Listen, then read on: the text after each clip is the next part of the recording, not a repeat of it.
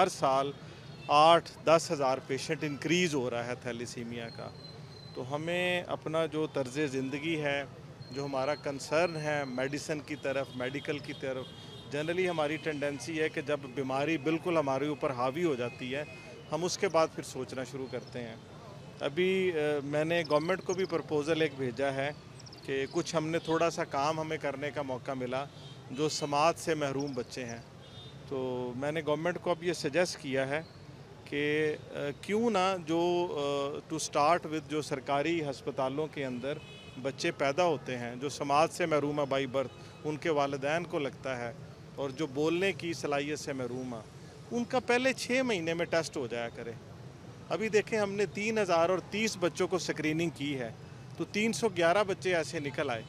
इसी तरह अगर अर्ली एज में थैलीसीमिया की डिटेक्शन हो जाए तो उनका इलाज, उनके वसाइल बेहतर होना शुरू हो जाएंगे और इन लोगों की ज़िंदगी के अंदर खुशियाँ बेहतर तरीके से आना शुरू हो जाएंगी।